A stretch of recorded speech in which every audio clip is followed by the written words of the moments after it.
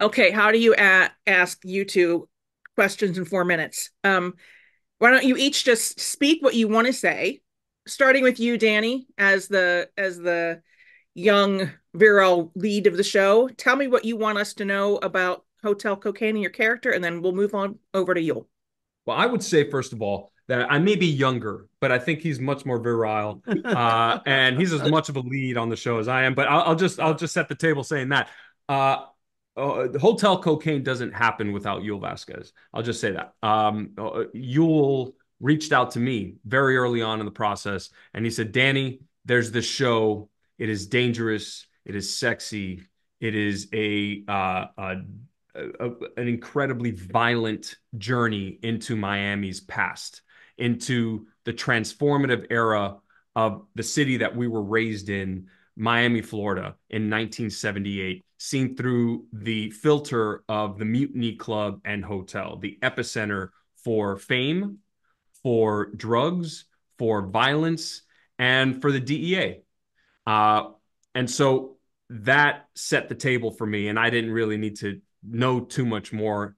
I was already sort of intoxicated by, you know, that world and Yule being And my my cologne. brother and his cologne. His cologne intoxicated me to the point where I'm now allergic to Right. all cologne. We're all clones. I have a headache right now.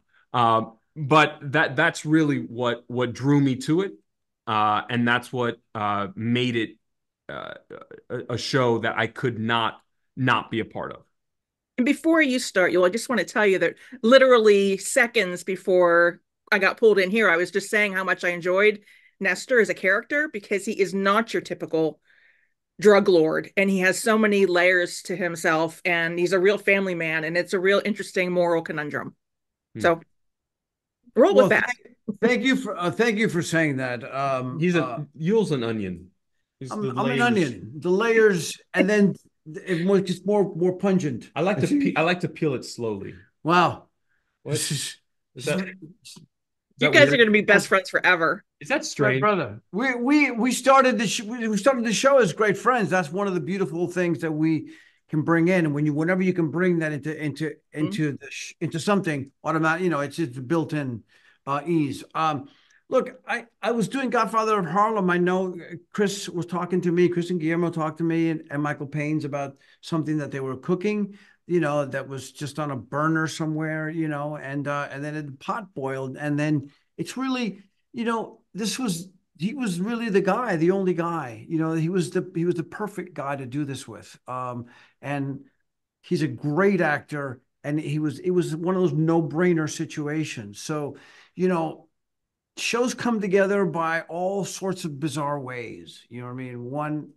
You know, one never knows. This one came together this way. And I think we got incredibly lucky. We got an amazing cast, a very international cast. It is truly maybe the most international show I have ever been a part of. I mean, the actors are from different countries and they play people from their country. They're not playing something Mm-hmm. else. You know what I mean? Something that Guillermo wanted very, very badly. He said, said Miami's an international city. You can have Spaniards, you can have Colombians, you can have all this. So it's one of those sort of unicorn situations. Everybody got along really well. We spent a great deal of time together because of the where we were staying. We were forced, and happily so, to eat together like almost every night. And just it was one of those situations. I can't explain how else. Yeah, it was like a deadly summer camp of sorts. Yeah, yeah. Well, it shows on screen, and thank you both so much. Thank Thank you. you very much. Bye bye.